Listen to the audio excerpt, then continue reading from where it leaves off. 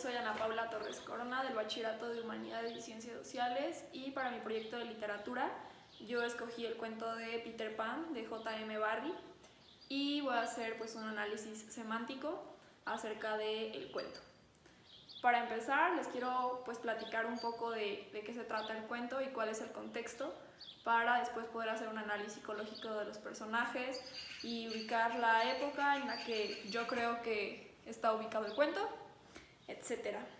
Bueno, pues los Darling eran una familia que estaba integrada por un papá que era muy meticuloso, muy preocupón y sobre todo muy obsesivo, el señor Darling, y la esposa que era una guapa, maternal y amorosa madre, y tenían sus 3 hijos que eran Wendy, Michael y John, y Nana, que juega un papel muy importante, al menos para mí en la historia, por lo que representa, que era un perro niñera, era muy responsable y muy exigente y realmente a lo largo de la historia no se ve como algo raro que ellos tuvieran pues de nana o un perro. Los Darling la mayor parte del tiempo estaban preocupados por lo que la gente decía de ellos o por su situación social y también pues por el dinero porque realmente batallaban mucho. Wendy y los hermanos siempre soñaban con un niño que se llamaba Peter Pan, que vivía en un lugar llamado Nunca Jamás, y en ese lugar no existían las reglas ni existían los padres.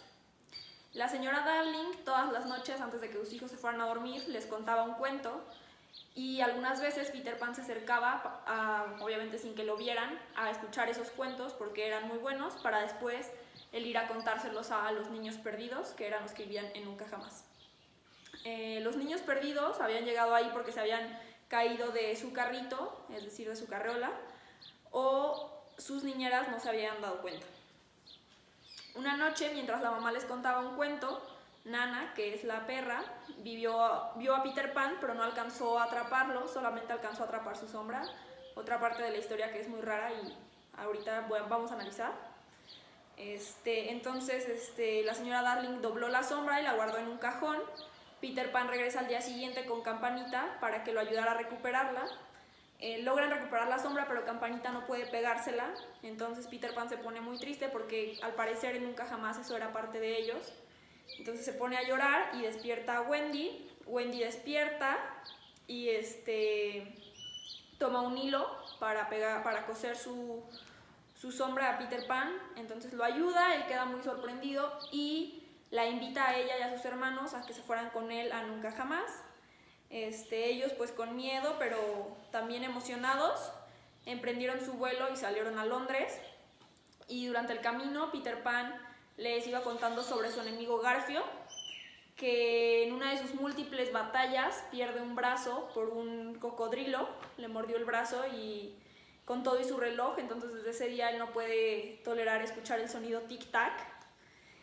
Al cocodrilo le gustó tanto su piel y su sabor que lo sigue persiguiendo para volverlo a probar. A lo largo del tiempo, Wendy se convierte en la mamá de los niños perdidos, les cocinaba, les cosía, los protegía, les daba sus medicinas, etc. Realmente ella era pues como que los educaba, por así decirlo. Ellos estaban pues muy felices porque ya habían olvidado lo que era como tener una mamá realmente. Entonces Michael y John con el tiempo empezaron a olvidar a sus papás y Wendy no quería que eso pasara, entonces les hacía exámenes y les decía como de qué color tenía los ojos mi papá, cómo se llaman, cómo son físicamente, etc. Campanita estaba muy celosa de Wendy, que convenció a los niños perdidos de matarla, pero por suerte la flecha que le disparan cae justo en una bellota que ella tenía en el cuello que le había regalado Peter Pan. Entonces ese collar de bellota fue lo que salvó a Wendy. En una de sus batallas, Garfio secuestra a una chica llamada Tigrilla, que era la hija de uno de los Pieles Rojas, que eran los indios, y Peter logró rescatarla, engañando a los piratas, diciéndoles que era Garfio. Fue así como tuvo de aliados a los Pieles Rojas para siempre. El capitán Garfio había hecho todo un plan casi perfecto para matar a todos los niños perdidos y quedarse con Wendy para convertirla en la mamá de los piratas. Así que envenenó la medicina de Peter, pero esta Campanita se da cuenta y justo cuando Peter le iba a tomar el vaso, ella se avienta para tirarle el vaso, entonces quien termina envenenada es ella. Peter ve que los niños perdidos y Wendy no están y se dirige hacia el barco de Garfio en donde los tenía secuestrados. Acaba uno a uno con sus piratas y avienta a Garfio al mar, en donde pues fue devorado por el cocodrilo. Libera a los niños y les dice que los necesita para revivir a Campanita. E igual se conecta como mentalmente con los niños que soñaban con él y les dice que necesita de su ayuda y que digan que creen en las hadas para que ella pueda revivir. Al final pues esto es un éxito y ella revive. Con el tiempo Wendy observa que Peter era un joven, un niño muy engreído más bien, y no se da cuenta de que, o sea, él nunca se dio cuenta de que Wendy estaba enamorada de él, entonces él pues nunca va a querer crecer, así que ella decide que se van a regresar a Londres con sus padres y le dice a él que está segura de que sus papás también aceptarían a los niños perdidos, a Wendy y a Campanita. Pero él finge que realmente no le importa y que no necesita de ningún papá que le ponga reglas en su vida. Cuando ya se iban a ir ellos, Peter y Campanita se adelantan y cierran la ventana del cuarto para que cuando Wendy llegue a Londres piense que sus papás ya la habían olvidado y que pues no la querían y se quede nunca jamás. Pero cuando vieron el dolor que tenían los papás de Wendy, los señores Darling, y al papá durmiendo en la jaula de Nana, que había prometido que no se iba a salir que iba a quedarse a dormir ahí hasta que rescataran a los niños, pues se arrepienten y vuelven a dejar la ventana abierta. Al llegar todos, sus padres los abrazan muy fuerte y los reciben con mucho amor. La señora Darling le dice a Peter que dejará que Wendy lo visite todas las primaveras. Yo creo que la época en la que se desarrolla esta historia es en Londres, obviamente, a principios del siglo XX y en Nunca Jamás, aunque no especifica bien, pero se puede notar por la manera en la que vivían y se comportaban los Darling, que es en ese siglo. Ahora pues voy a ir un poco con la descripción física y psicológica de los personajes. Voy a recalcar que empiezo del personaje menos importante hasta el más importante. Para empezar, los indios yo los describí como salvajes, pieles rojas, tenían tradiciones raras y protectores. Los piratas eran pues muy crédulos, eran torpes, eran feos, son de diferentes nacionalidades, es algo que es importante recalcar. Eran españoles, ingleses, de islas caribeñas y sudamericanos. Smee es el pirata irlandés, que es el contramaestre del barco, sumiso con Garfio y en algunas ocasiones también envidiado por Garfio porque le cae bien a los niños. Era como una persona muy tierna. Nana es un perro con atributos humanos, responsable, cariñosa, exigente, preocupona y maternal. Los niños perdidos eran distraídos, eran juguetones, eran torpes, tenían un buen corazón, tienen en común que quieren a una mamá y funcionan como una entidad. Van vestidos con las pieles de los animales. George Darling, que es el papá, como había mencionado, meticuloso, obsesivo, avaro, autoritativo, y después de que sus hijos se pierden se vuelve muy cariñoso y siempre fue astuto e inteligente.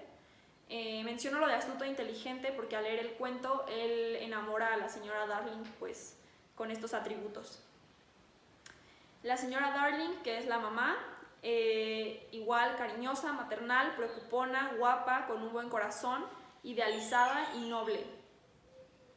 Idealizada lo menciono porque igual sus ideales eran como igual pertenecer a una clase alta y que la sociedad pensara de ellos como buenas personas.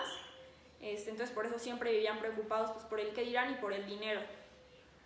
John y Michael, que son los hermanos, ambos admiran a su papá. John es todo un caballero, son el ancla que tiene Wendy a su casa en Londres, y Michael es el bebé de la familia. Campanita es chiquita, es muy elegante, celosa, artesana, vanidosa, es una buena acompañante, es vengativa, expresiva y muy emocional, debido a que las hadas solo pueden tener un sentimiento a la vez por lo pequeñas que son. Garfio es un sanguinario, elegante, propio con sus modales, problemático, se deja llevar por su ira, tiene ojos muy azules que se vuelven rojos cuando mata y pelo muy negro. Es vengativo por el Garfio que le dejó Peter. Peter Pan, que es el más importante, es engreído, arrogante, inmaduro, olvidadizo, incoherente, impulsivo, insensible, no forma vínculos afectivos, es juguetón, aventurero, sus dientes son de leche y su risa es de bebé, viste hojas secas. Bueno, voy a mencionar mi análisis semántico y qué es lo que yo opiné al respecto de este cuento, que realmente tiene un trasfondo mucho más pues, del que vemos cuando somos niños. Al leer la versión original de Peter Pan me doy cuenta que el trabajo realizado en películas y cuentos infantiles de la misma historia ha sido muy bueno porque nos pone frente a un espejo a reflexionar sobre nuestro proceso de maduración. Si bien cuando somos niños y leemos esta historia nos sentimos muy identificados con Peter Pan y su resistencia a crecer. Ahora que puedo apreciar la historia desde un punto de vista más maduro, puedo darme cuenta que el personaje con el que alguien puede identificarse más es con Wendy, la niña que a pesar de haber crecido sigue siendo joven en su corazón. De niños tendemos a idealizar y el hecho de que Peter nunca va a crecer y que lleva una vida sin reglas nos parece divertido, pero con el tiempo hace que le tengas lástima porque puede llegar a tornarse un poco trágico el hecho de que no crea lazos afectivos con nadie y que constantemente se olvida de las cosas. ¿Qué sería de nosotros sin lazos afectivos? Y claro, yo creo que realmente con quien nos deberíamos de identificar ahora que crecemos es con Wendy, porque de niños, como menciono, nos parece divertido el hecho de que no haya reglas y el hecho de que no haya papás, y sobre todo cuando vemos la película o leemos el cuento de niños, nos parece muy divertido nunca jamás. El crecer no es malo siempre y cuando retengamos un poco de la inocencia y la capacidad de asombro que teníamos cuando éramos niños. La historia tiene varios elementos que no tienen sentido, como la razón por la que los niños perdidos y Peter Pan terminan en nunca jamás, lo que mencionaba al principio, que cayeron de su carriola y las niñeras no se dieron cuenta, las constantes confrontaciones entre indios, piratas y niños perdidos, o por qué a Peter le parecía tan importante la sombra que Nana le quitó y la señora Darling la guardó y la dobló en un cajón, o por qué a una niñera se le saldría el bebé de la carriola y no se daría cuenta. Todo esto muy probablemente se deba a que J.M. Barrie se vio influenciado por la corriente del sinsentido. También es importante notar la carga simbólica de nunca jamás, en donde nadie crece, porque incluso los adultos que viven ahí tienen comportamientos infantiles. Los piratas se pelean con niños, ¿estamos conscientes de eso? Es un limbo en donde nadie está atado a la razón, a los valores y las reglas. La razón del antagonismo de Peter Pan y Garfio es que tienen muchas actitudes en común, es decir, son como las dos caras de una moneda. En parte también siento que Garfio resiente que Peter no está atado a las reglas sociales, mientras que Garfio nunca pierde la compostura, aunque esté peleando o matando gente. También me parece impresionante ver la evolución del papá durante toda la historia. Comienza siendo un hombre muy recto y termina durmiendo en la jaula de Nana para mostrar su arrepentimiento. Mi crítica o mi opinión. Para mí, Peter Pan es un cuento que tiene una gran moraleja acerca de las responsabilidades que conlleva crecer y el miedo a vivir una vida adulta. Toca temas interesantes como el poder y la libertad que tenemos de crear nuestras vidas y que la existencia no tiene un significado concreto. Leí la vida del autor de la historia y aunque no me gusta generalizar sobre que la vida de los autores se relaciona pues estrechamente con lo que escriben, creo que en el caso de J.M. Barrie sí fue así por todo lo que vivió. En los años 80, el psicólogo Dan Keeley observó que algunos de sus pacientes se negaban a aceptar las responsabilidades de la edad adulta, agrupando los comportamientos que estos presentaban bajo el nombre de síndrome de Peter Pan. Es definido como el conjunto de características que sufre una persona que no sabe o no quiere aceptar las obligaciones propias de la edad adulta, no pudiendo desarrollar los roles como padre, como pareja, que se esperan según su ciclo vital o circunstancias personales. Este fue mi análisis semántico sobre el cuento de Peter Pan. Espero les guste.